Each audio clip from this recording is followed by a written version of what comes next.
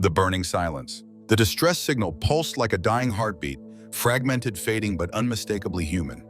It echoed across the void from the edge of known space, a desperate cry flung into the cold silence between stars. Somewhere far beyond the last charted colonies, something had gone very, very wrong. "This is Outpost Theta," the voice crackled through static. "Under attack. Unknown enemy. Overwhelming force. Casualties high. Please." Then silence. On the bridge of the UNC Everest, the largest dreadnought in the Terran Navy, the war room was dead quiet. The only sound was the low hum of the holographic display flickering above the central table. It replayed the last few seconds of the message again, as if the silence needed to be heard twice. Admiral Julian Cain stood at the center, arms crossed, jaw clenched. The dim blue light of the display cast sharp shadows across his weathered face. He didn't blink as the message repeated for the third time. If it disturbed him, he didn't show it. But his silence spoke volumes. Lieutenant Vega, his operations officer, broke the stillness. "We only received the transmission 6 hours ago, sir. Relay satellites in the area were disabled, signal barely slipped through." Cain's eyes narrowed. 6 hours. That means whoever hit them could still be there. Or worse, they've moved deeper. A chill passed through the room. Colonel Beckett, head of intelligence, stepped forward, tapping the display. A red icon marked Theta 7's last known coordinates. Next to it, dozens of small yellow icons representing unarmed colonies. Civilian worlds. Vulnerable. "We think it's the Corac Dominion," Beckett said. "Insectoid race. Biomechanical tech. No formal diplomacy, just rumors. Ghost stories really until now." Cain's voice was low, like gravel sliding over steel. "What do we know about their fleet strength?" Beckett hesitated. "Based on fragmented deep space scans and secondhand reports, their invasion force usually fields around 100 capital ships. Thousands of fighters." The room went still again. The Terran fleet near that sector, 5 ships. Cain's gaze swept the room. Officers, veterans, soldiers all looked to him. Some hid fear behind training. Some didn't bother to hide it. None doubted why they were here. He turned slowly toward the screen. The wreckage of Theta 7 hung suspended in space, twisted metal, drifting bodies, oxygen fires flickering in the vacuum. "They slaughtered our people," he said. Beckett nodded, without warning. No declaration, no terms, just annihilation. Cain exhaled slow and sharp. "And now they're testing us?" Sir Vega asked. Cain took a step forward. "This wasn't conquest, it was a message. And if we don't answer loudly, they'll think humanity is prey." The old instincts kicked in, the calculating part of his mind. The part trained not for peacekeeping or diplomacy, but for survival, for war. "We're not going to win this fight conventionally," he admitted, and heads began to nod. "But when has humanity ever fought fair?" A flicker of a smile crossed Beckett's face. "Damn right." Cain looked to Vega. "Ready the Everest." Everest. Recall the nearby patrol fleet. The dauntless, resolute vanguard, indomitable and longbow. "I want all 5 burning toward Theta 7 at full slipspace speed." Vega's fingers danced across her console. "Aye, sir." Beckett raised a brow. 5 against 100. Cain turned to him, the blue light catching the hard lines of his face. "We don't need to win the war today. We just need to make them bleed, make them doubt. He stared at the flickering, hollow image of Theta 7 again. Then he leaned over the table and jabbed a finger onto the display, marking the coordinates of the slaughter. "We go now. No more silence. No more running." Beckett nodded grimly. "It's begun." The klaxons sounded across the Everest, a deep, echoing call that rolled through the decks like thunder. The ship shifted beneath them as the engines surged to life, preparing for FTL transition. As the countdown to slipspace began, Cain stood motionless at the center of the storm. 6 hours ago, he murmured, the Corac thought they were delivering a warning. He turned, voice rising with every word. "Now we show them what happens when you threaten Earth." The bridge lights dimmed, the slipspace core ignited. The Everest vanished into the void, carrying with it the fury of an entire species. First contact fire in the void. The UNC Everest tore out a slipspace with a thunderous ripple in the fabric of reality. Stars snapped into place across the void, like floodlights turned on all at once. The view screen flashed as the ship's sensors calibrated, revealing the remains of Theta 7. No one spoke. The wreckage was horrific. What was once a bustling outpost now floated in silent agony. Shards of the station's superstructure spun slowly, trailing plasma fires that flickered out into the void. Human bodies, some in suits, some not, drifted among the debris like forgotten prayers. The flames danced in the vacuum, flickering against black steel and blood. Cain didn't flinch. He just stood there watching the ghosts. Vega's voice broke the silence, confirming arrival of task force. The Dauntless, Resolute, Vanguard, Indomitable, and Longbow are all on site. Fleet formation holding. Good, Cain replied, eyes still locked on the carnage. Status on enemy activity. Colonel Beckett stepped forward, eyes narrowing at his display. They're here, still in the sector, cloaked or just waiting. Scans picking up bioluminescent signatures, non-human power sources behind the wreckage. Cain's voice dropped to a razor's edge. They wanted us to come. They're baiting us. The bridge lights dimmed as the proximity alert kicked in. A storm appeared on the edge of the view. There they were. Dozens, no hundreds of Corac vessels emerged from behind the debris field. Massive angular ships armored in black chitinous plating, their designs grotesque and organic. Bioluminescent veins pulsed along their hulls like glowing arteries, giving the impression of something alive, something hungry. The screen lit up red. Over 100 capital ships confirmed, Vega whispered. And that's just what we can see. Cain's hands curled into fists. They were waiting for us. Sir, a technician called out, voice shaky. We're being hailed. Cain's eyes narrowed. Put it through. The view screen crackled, and then the figure appeared.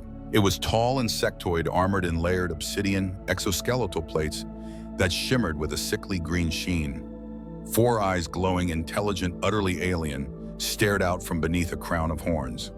Mandibles clicked with mechanical rhythm before a voice, guttural yet fluent, filled the bridge. Humans, you are trespassing in Dominion-claimed space. Your species is young, unproven. You were given no permission to expand. Your station was a warning. Cain's jaw tensed. You slaughtered our people.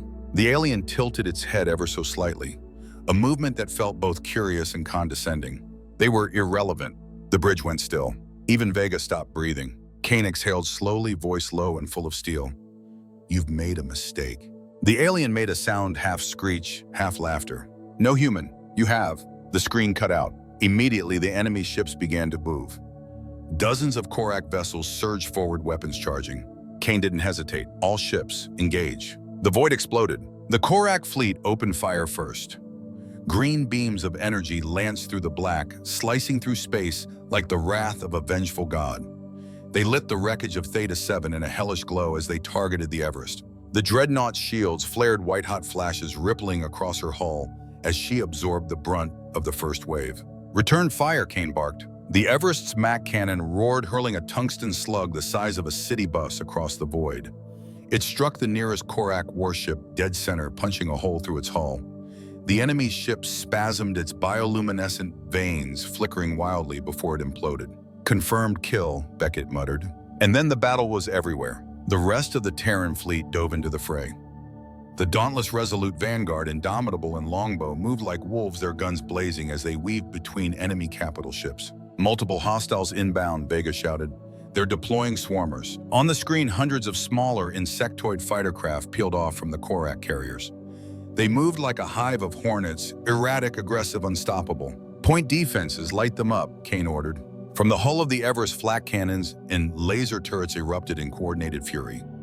A storm of fire engulfed the incoming swarm. Dozens were shredded before they reached range. But not all. The longbow screamed across the battlefield, struggling to evade the incoming horde. Cain turned just in time to watch it disappear into a cloud of swarmers. Bright flashes erupted across its hull. The ship rolled, took a hit midsection, and then it was gone, a burst of fire, then silence. 50 souls, gone in a blink. No one spoke. Cain's face was stone. I want those bastards dead. Beckett leaned over the display. Sir, look at their formations. They're strong but centralized. The swarmers are all synced to carriers. If we take out the motherships, they lose coordination. Cain nodded. Vega, relay to the fleet. Target the carriers. Mac rounds, full power. One by one, the human ships adjusted. The Vanguard's cannons spun up, glowing hot. Firing. The tungsten round blasted through the lead Corac carrier like a sledgehammer through a glass window. It ruptured, spewing green plasma into space before detonating. The second round hit another carrier, then a third. Within seconds, 3 Corac carriers were gone. On the sensors, the swarmers began to falter, spinning out of formation, crashing into each other like disoriented drones. They're breaking, Vega shouted. Beckett smirked. Told you. Hive mind logic. Kill the queen, the nest panics. Cain's lips curled into the faintest grin. But then the screen shifted again. Sir, a tech called out. The enemy fleet is backing off. They're retreating, Beckett asked, disbelief in his voice. Cain's eyes stayed on the screen. No, he said, they're regrouping. Because the Corac weren't retreating. They were adapting, shifting formation, preparing for another strike, this time smarter. And Cain knew. This was just the beginning. The turning point. The bridge of the Everest trembled under a renewed volley of plasma fire. Sparks danced across the command consoles as shield feedback surged through the dreadnought systems. Outside the battlefield boiled streaks of green energy, missile trails, and shrapnel lit up the void like a war-born aurora. Cain stood at the center of it all, arms locked behind his back, eyes fixed on the tactical display. The enemy wasn't running. No, they were evolving. They were reconfiguring formations, Beckett muttered, sweat on his brow. Wider spread, increased firing arcs. They're creating overlapping kill zones. They're not just beasts, Vega added grimly. They're learning. Cain didn't flinch. Good. That means they can be deceived. The room turned toward him. Beckett raised an eyebrow. You've got something, don't you? Cain nodded slowly.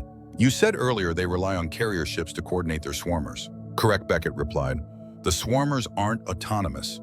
They sync their target logic through short-range bursts from the carriers. Lose the carrier, and they lose command coherence. Cain narrowed his eyes at the holomap. So if we eliminate enough of those, they scatter, Beckett finished, but that won't be enough. They'll adapt again, reassign control delegate command protocols across the fleet.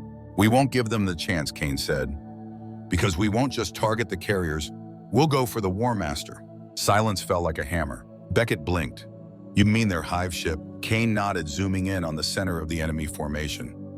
A massive pulsing vessel sat at its core, larger than anything else in the fleet. Its hull shimmered with a grotesque sheen, almost like wet bone.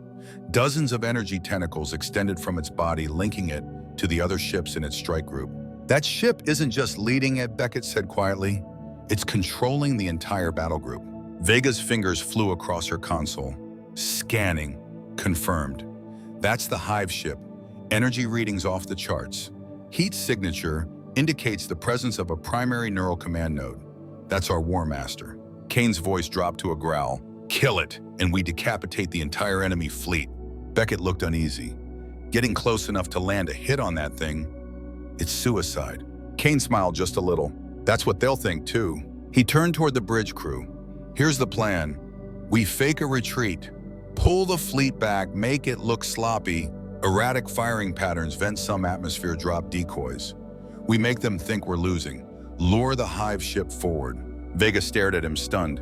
Sir, if we make it look too real, we make it real, Cain said, steel in his voice. The only thing more dangerous than a retreat is a retreat we planned. Beckett smirked. God, I love this job. Cain stepped toward the center display. Relay the command to the fleet. Full retreat. Make it chaotic. Scatter patterns. Keep Mac cannons cold. Save everything for the hive ship. Vega relayed the message. Across the battlefield, the Terran fleet began to break formation. The Dauntless and Vanguard spun out wide. The Resolute vented coolant from its side like a wounded animal. Even the Everest cut power to its primary cannon. To the enemy, it looked like collapse. It looked like victory. And the Corac took the bait. The hive ship began to move, drifting forward like a dark god among the stars. Its escorts followed smaller, capital ships, flanking it in a tight spearhead formation. They advanced with terrifying certainty, ready to deliver the final blow. On the Everest, Cain watched it all unfold with ice in his veins. Wait for it, he said softly. The hive ship moved closer. The swarmers surged ahead, but without carrier guidance, they were chaotic, savage, disorganized. The hive ship took over, direct command, projecting pulses of control data across the field. Cain's voice sharpened. Now.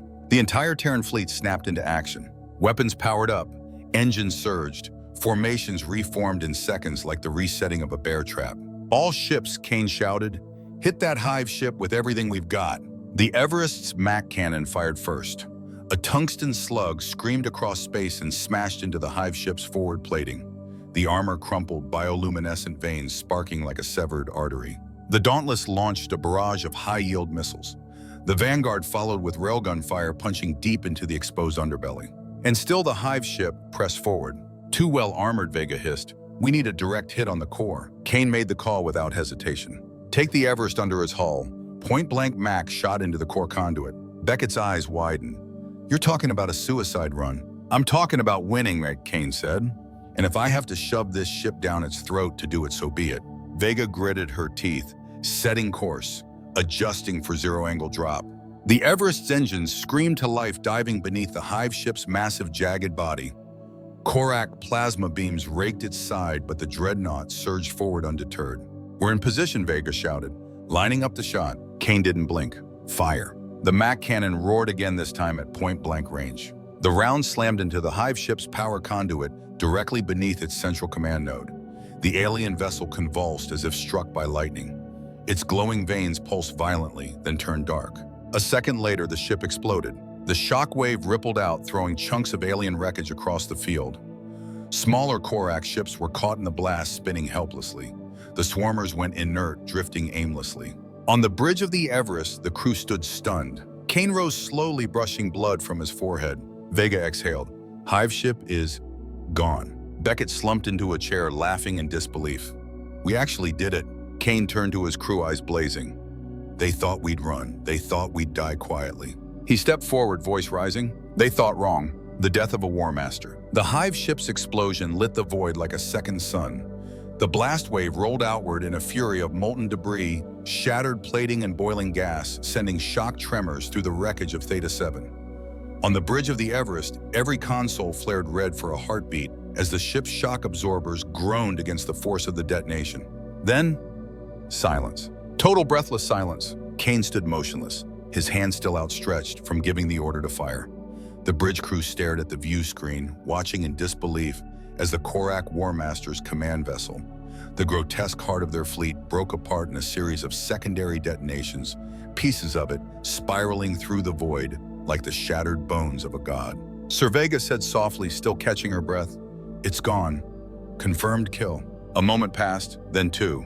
Cain exhaled, his expression carved from iron. "Good, now finish the rest." He stepped toward the command rail and slammed his fist down. "All ships press the attack. Drive them out of our system." The humans, emboldened by the death of the War Master, surged like a storm unleashed. The Dauntless flanked wide and rained high-yield torpedoes into the left wing of the Corac fleet, tearing through already disoriented enemy cruisers. The Vanguard and Resolute cut across the middle, splitting Corac ranks with coordinated MAC fire and point defense flak. The swarmers, once so precise and relentless, now drifted in chaos. Without the hive ship's neuro-command field to guide them, they became little more than glorified drones, fast, aggressive, but blind. Some crashed into each other mid-flight. Others spun aimlessly, easily, picked off by human interceptors. Beckett's voice came through half disbelief, half satisfaction. "They're falling apart. No orders. No coordination. They didn't plan for this." "That's because they never thought they'd lose," Cain growled. "They thought we'd break. They didn't know who we are." Sir Vega called out. "The remaining capital ships are pulling back. No defensive pattern, no regrouping. It's a full retreat." Cain's lips curled into a grim, satisfied grin. "Don't let them escape. I want every last one of them limping home or dead." The fleet responded in kind. Human destroyers pursued the fractured, cracked vessels, picking them off like wolves running down wounded prey. The Indomitable, despite taking a hit earlier, unleashed a full spread of missiles into a cluster of Corac cruisers as they tried to slip away, vaporizing 3 in a single volley. Vega's voice came again. "Enemy fleet at 30% strength, now 25%. They're breaking, sir." Cain's hand clenched into a fist. "They already broke the moment they underestimated us." One last Corac battleship attempted to turn and retaliate, its spine glowing with overloaded plasma. Before it could fire a MAC round from the Everest, split it down the middle, silencing its resistance in a flash of blue flame. And then the field fell quiet. The remnants of the Corac invasion force limped toward deep space, scattered and humiliated. No retreat signal, no regrouping orders, just chaos.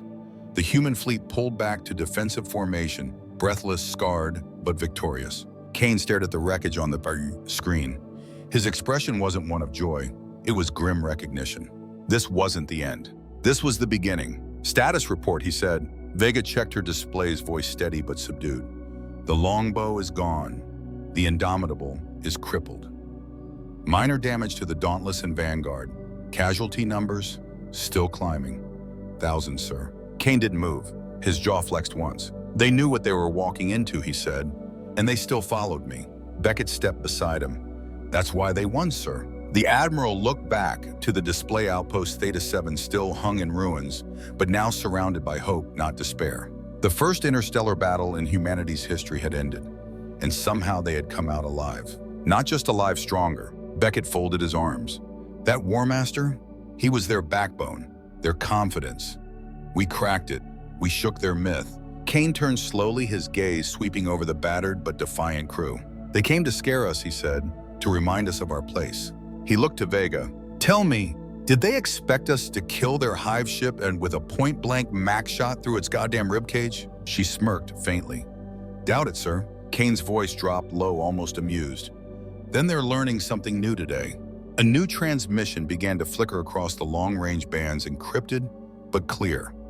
Recon reports. Preliminary chatter. Data from scouts on the outer rim. Beckett scanned it. His expression hardened. It's not over.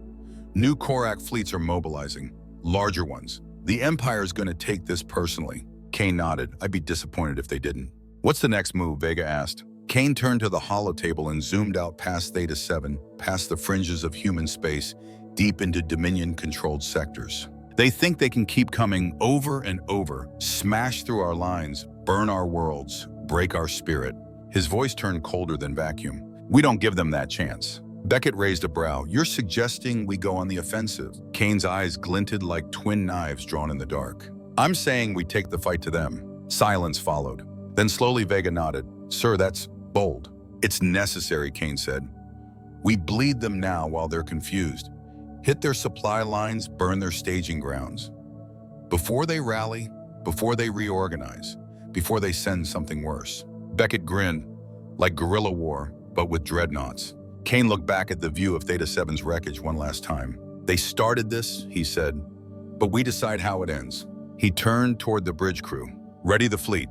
Tell the Terran Council this war has entered a new phase. A slow, purposeful pause. And make sure the Corac understand one thing. He stared straight ahead, fire rising behind his words. Humanity doesn't back down, we burn forward. Strike back, Corac Prime burns. 1 week after the Battle of Theta-7, the UNC Everest prowled silently on the edge of Dominion space. It moved not like prey, but like a predator. Its guns charged, its hull dark, its hunger sharpened by loss and fury. Across the bridge, the lights were dim.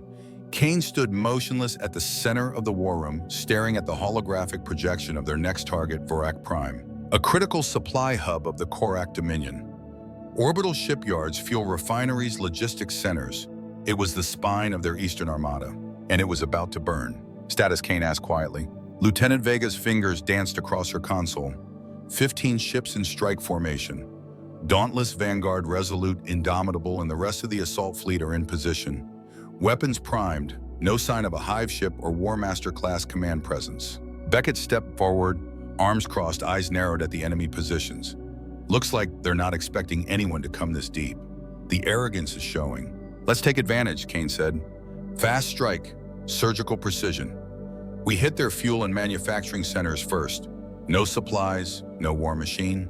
He paused. No warning. With a sharp nod, Vega relayed the command. A moment later, the Everest and 15 Terran warships dropped out of slipspace into low orbit above Corac Prime. And for the first few seconds, there was silence. Pure golden silence. The Corac didn't even know they were under attack. Until it was too late. Open fire, Cain ordered. The void erupted in flame. Mac cannons fired in unison, their tungsten rounds punching holes through orbital platforms and shipyard skeletons. Human destroyers followed with missile salvos, targeting reactor cores and fuel tanks. Explosions rippled through the orbital ring like dominoes of fire and shrapnel.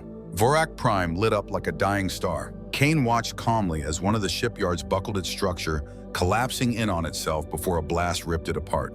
Status on planetary defenses, he asked. Vega didn't look up, scrambling but slow, still trying to figure out what hit them. Hit them harder. Bombing wings broke off from the main fleet and plunged toward the surface. Their payloads were bunker busters designed to crack mountains. They didn't need to hit targets. They just needed to hit everywhere. The first wave slammed into the planetary fuel depots. Fireballs climbed into the sky like pillars of wrath. The second wave obliterated a supply distribution hub the size of a city. Beckett whistled. That'll slow their front lines for weeks. Cain was quiet, focused. He wasn't celebrating. He was calculating. "Vega," he said, "scan the outer system, any sign of reinforcements?" She frowned. "Yes, sir. We got multiple slip space signatures incoming." "How many?" Her face hardened. 3 juggernauts, bigger than anything we've seen before." The screen lit up red. 3 massive ships, larger than the Everest, bristling with weapons, glowing with hostile power, broke into real space at the far edge of the system. Their hulls radiated menace. Green energy flared along their spines. "They brought out the big guns," Beckett muttered. "Looks like we poked the hornet's nest." Cain didn't hesitate. "We've done what we came here to do. All ships tactical retreat. Fall back to phase line echo. Full defensive spread. Get everyone out." The Terran fleet shifted like a school of sharks breaking off after a kill. Behind them, the 3 Corac juggernauts surged forward, massive, slow, and merciless.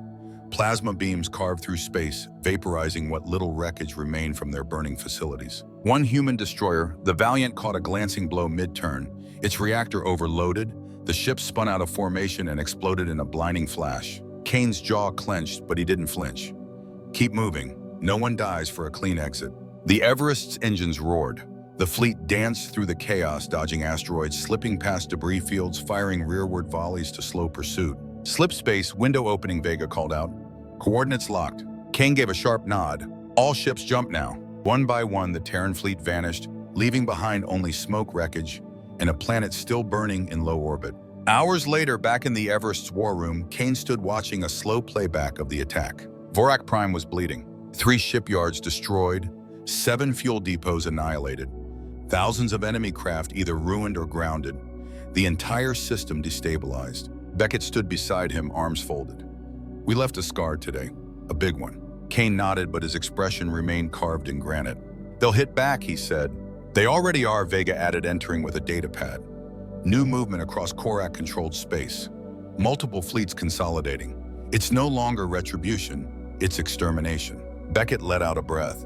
"They're coming to end us." Cain turned eyes sharp as razors. "Then they'd better come ready, because now we're not just fighting to survive." His voice dropped, filled with fire. "We're fighting to win." The gauntlet begins. The Corac Dominion didn't wait. Barely a week after the raid on Vorak Prime, every sensor across the outer colonies lit up red. They weren't just sending a retaliation force. They were sending an armada. Not 50, not 100. Over 400 warships moving in formation, carving a path straight toward human space. Their intent was clear. They weren't coming to conquer. They were coming to erase humanity. Inside the dimly lit war room of the UNC Everest, Admiral Julian Cain stood surrounded by tactical officers and projection displays flickering with crimson threat markers. The main holomap showed 3 prongs of Corac invasion groups converging toward one point, the Terran core worlds. Cain stared at the projection arms folded behind his back. His voice, like steel, dragged across rock. "They're done playing. This is a purge." Beckett was unusually quiet, his usual smirk replaced by cold calculation. 400 ships, he murmured. "Maybe more by the time they reach us. It's not a fleet, it's a damn tidal wave." Vega looked up from her console, her face pale. "We've confirmed it across 3 systems. Multiple Hive-class command ships, swarm carriers, juggernauts. They're throwing everything they've got." Cain didn't move. His gaze was locked on 3 stars blinking on the edge of human space: Echo 9, Meridian Prime, and Hell's Gate. 3 isolated systems, 3 stepping stones to Earth. But they weren't unguarded. Not anymore. Cain spoke slowly, deliberately. "Then we bleed them on every step of that path." Beckett raised an eyebrow. "You've got something planned, don't you?" Cain's eyes glinted with fire. "I've got a gauntlet." In the days that followed, the Terran military launched the most ambitious defense operation in its history. Hundreds of Freyauters, drone barges, and stealth shuttles slipped into the target systems ahead of the incoming invasion. And they didn't bring soldiers. They brought hell. Minefields were seeded across asteroid belts and along predicted entry vectors. Millions of them. Some magnetic, some plasma-based, others carrying miniature warp destabilizers capable of tearing open enemy hulls with spatial distortions. Orbital platforms were hastily assembled in Echo 9's shadow, hidden behind moons, or cloaked inside debris. They carried automated railguns, anti-fighter grids, and EMP missiles. Strike groups, small, fast, and utterly lethal, were positioned in stealth across the sectors. Not to win battles, but to ambush, to stall, to bleed. The entire stretch of space between Vorak and Earth had been turned into one giant meat grinder. On board the Everest, Cain briefed his command staff. Echo 9 will be the first punch, he said. They won't expect resistance. We let them believe they're winning. We draw them in deeper. Then we kill their command. Vega looked up. You mean go after their War Master again? Cain shook his head. Worse. We go after their overlord. Beckett actually choked on his coffee. You're not serious. Cain turned toward the projection. A massive beastly icon blinked at the center of the Corac formation. Unlike the previous Hive ships, this one dwarfed even the Juggernauts. Rumors had called it the Leviathan. Others called it the Heart of the Swarm. Human intelligence had another name for it. The Executioner, believed to house the Corac overlord himself, the highest command authority in the Dominion's military hierarchy. Cain's voice lowered. We kill him, and we collapse their structure. Hive fleets without their alpha. Panic, disorder, fracture. Beckett stared at him, then slowly nodded. You want to turn this invasion into a decapitation strike? Exactly. Vega frowned. That thing will be buried behind a wall of escort ships. Carriers, frigates, swarmers, shields we've never seen before. Which is why Cain said, stepping to the center of the room, we don't send the fleet in first. The lights dimmed. A new set of projections appeared, infiltration pods, stealth commandos, antimatter charges. Beckett grinned. Oh, you beautiful lunatic. Cain nodded. We don't take it head on. We sneak in while they're busy eating the bait. And just like that, the trap was set. 3 days later, the Corac Armada entered Echo 9. They came in waves, juggernauts glowing with plasma energy, swarmers screaming through the void, capital ships the size of cities descending with the precision of a machine god. They expected disorganized resistance. They got nightmare fuel. The moment their forward fleet passed the first orbital ring, a series of mines detonated simultaneously, over 70 ships gone in the first 5 minutes. Those that pulled back triggered the secondary wave, buried explosives inside asteroid clusters. Corac communications spiked. They scrambled to adjust. Then came the human strike teams. From every shadow of the battlefield, stealth frigates like the Revenant, Silhouette, and Phantom launched precision torpedoes into Corac command nodes. A dozen more ships died in coordinated ambushes. From orbit, the Everest held position behind a cloaked asteroid, its cannons silent, waiting, watching. On the bridge, Vega whispered, they're taking the bait. Cain nodded slowly. Good, then it's time for the Executioner strike. Far across the battlefield, hidden in the radiation shadow of a dead moon, a stealth pod detached. Inside it, Captain Elena Ruiz and her infiltration squad floated silently toward the Leviathan-class dreadnought known as Oblivion. Their mission was simple: breach plant, antimatter charges, extract. Their odds just shy of suicidal. But this was humanity's war. There were no odds, only decisions. Back on the Everest, Cain stared at the timer counting down. 0 to 13. If they failed everything they'd built, the trap, the gauntlet, the resistance would shatter beneath the wrath of the Corac overlord. But if they succeeded, Sir Vega called breath catching. Message from Ruiz. Cain's eyes locked forward. Play it. The screen lit up with a single sentence. Charges set. We're clear. Blow the bastard. Cain didn't even hesitate. Detonate. The center of the Corac fleet vanished in a sun-sized fireball. The Oblivion, a symbol of domination, of fear, of absolute control, was reduced to shrapnel and radiation. And just like Cain predicted, the swarm collapsed. No orders, no hierarchy, no leadership, just ships and creatures screaming into the dark with no purpose. It was beautiful and brutal, exactly as it should be. Echoing, the Leviathan falls. The Leviathan-class dreadnought emerged through the debris cloud like the embodiment of death itself. It didn't charge, it didn't fire. It loomed, its presence alone, warping the battlefield. Nearly 2 kilometers long, covered in jagged plating, pulsating with sickly green energy veins, the alien superweapon moved like a predator that knew it couldn't be stopped. Aboard the UNC Everest, the entire bridge had gone cold. Vega's voice dropped. That's it. That's the Leviathan. The image on the screen looked like a twisted nightmare, part machine, part living organism. 4 rotating plasma cores glowed along its spine. The front bristled with cannons capable of vaporizing cities. Beneath its armor, strange fluid chambers rippled like a thing that breathed through its hull. Targeting scans show massive buildup of energy in the forward cannon, Vega reported. Estimated yield, it's a planet killer. Cain stood tall at the center of the bridge. His voice was calm, clear. Then we kill it before it finishes charging. Sir Beckett interjected. If we rush it from the front, it'll turn the fleet into molten debris. Cain shook his head. We hit it from below ventral flank. The armor is thinner there. Vega's fingers raced over the console. Confirmed. There's an exposed conduit feeding its cannon. If we breach it, It overloads and tears itself apart. Cain finished. But we'd have to get under it, Beckett said, eyes narrowing. Right through its firing path. Cain turned toward the helm. Plot a course. We take the Everest into the Leviathan's belly. The crew stiffened. No one argued. Not anymore. They knew what this was. This was the move that legends were made of. The Everest's engines roared as the dreadnought surged forward, peeling out from its hiding position and cutting hard into the debris field. Enemy fire lanced through space green plasma beams, slashing past the hull as the Terran flagship dove straight into the eye of the storm. Shields at 67%, a tech shouted. We won't survive a direct hit. We're not taking a direct hit, Cain barked. We're getting under the damn thing. The Leviathan rotated slow and monstrous, bringing its main cannon to bear. But it was too late. The Everest was already beneath it. Vega locked in coordinates, targeting exposed power conduit. Fire Mac point blank, Cain ordered. The cannon discharged with a thunderous blast, hurling a tungsten slug the size of a freight train into the Leviathan's underbelly. The impact shattered outer plating, ripped through exposed organo-metal conduit, and sent a chain of explosions racing across the alien hull. A moment later, the rest of the fleet joined in. Dauntless fired a salvo of nuclear-tipped torpedoes. Vanguard followed with overcharged plasma lances, punching deep into the Leviathan's midsection. The dreadnought screamed. Its cannon began to flicker green energy, spasming as its internal systems tried to compensate.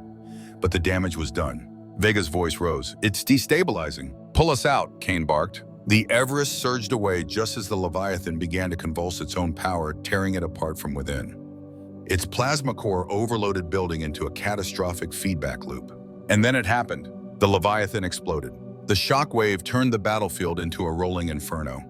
Chunks of alien metal and glowing organics spun into the void. Several nearby Corac ships were caught in the blast, ripped to pieces by their own leaders' death throes. Silence fell over the Everest's bridge, then the thunder of cheers erupted from every deck. Beckett slammed a fist on the console. That's what happens when you mess with Earth. Cain didn't smile. He just watched the view as smoke drifted across the stars. That was their hammer, he said, and now it's dust. But the battle wasn't over. All around them, the Corac fleet wavered, still dangerous, still massive. But something fundamental had changed. Their formations drifted. Their swarmers lagged. They're hesitating, Vega observed. Beckett grinned. They don't know what to do. Their unstoppable godship just got shot in the gut and turned into space confetti. Cain leaned forward, then hit them, hard. All ships, Vega relayed. Full offensive, push the line. The human fleet moved like a vengeful tide. Strike frigates dove through the wreckage field, tearing into disoriented Corac destroyers. Swarmers cut off from control relays were shredded by automated turrets and point defense networks. Orbital platforms hidden behind Echo 9's moons lit up with heavy cannon fire, blanketing escape routes with deadly crossfire. The once invincible armada that had shattered dozens of civilizations was being driven back by the species they thought too young to matter. Beckett watched the tactical map update, red icons blinking out one after another. They're pulling out. Retreat vectors opening across 3 sectors. Cain's voice dropped. No mercy. More ships were picked off as they tried to flee. More command craft exploded under targeted strikes. And then just like that, it was over. The battlefield went quiet. Echo 9, once considered nothing more than a remote waypoint, now stood as the graveyard of the Corac Leviathan. On board the Everest damage control, crews rushed to patch ruptured conduits. Medics tended to wounded. Engineers crawled into shattered panels, sparks lighting their paths. Cain stood at the center of it all, the smoke still lingering in the air around him. Status, he asked. Vega turned tired but alive. 2 ships lost, 4 heavily damaged. But we're here. They're not. Beckett stepped beside him. Echo 9 holds. Cain looked out the forward viewport. Beyond the drifting wreckage, beyond the battered hulls and molten debris, there was only darkness.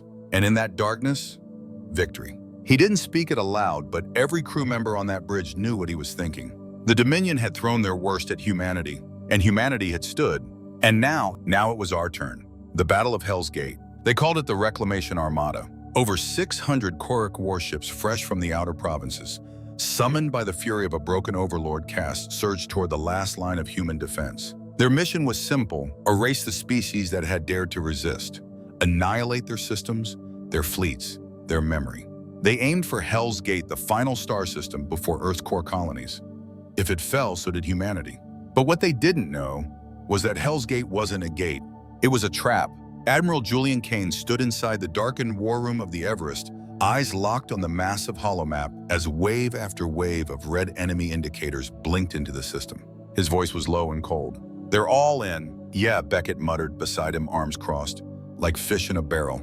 But this barrel wasn't filled with water. It was filled with nuclear hellfire. Every asteroid in the dense field around Hell's Gate had been seeded with fusion warheads, rigged with motion-triggered kinetic bursts and remote-detonated antimatter cores. Hidden rail platforms lined the gravitational edge of the system. Cloaked missile silos waited in the planetary shadows. And now the Corac Armada, so confident in its own strength, was flying right into it. "Enemy fleet is forming attack pattern," Vega reported. "Forward units already probing outer defenses." Cain's eyes narrowed. "Let them think we're panicking. Keep the fleet hidden. Let them advance." The enemy moved into the field. They thought they were chasing a broken line. Instead, they were walking into a firestorm.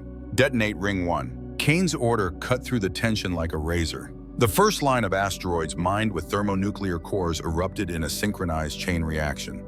The explosions rolled across the battlefield, vaporizing 24 Corac destroyers in the first 2 seconds. Enemy formations buckled. Before they could adjust, hidden rail platforms unleashed a blizzard of slugs tearing through their flanks. "EMP fields deployed," Vega shouted, swarmers going dark.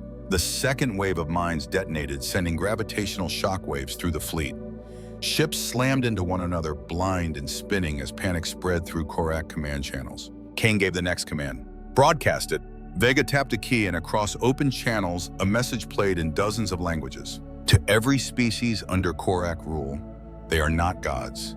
They are not invincible. Look at what we've done. Look at what you can do. Rise." That message was transmitted across the entire galaxy.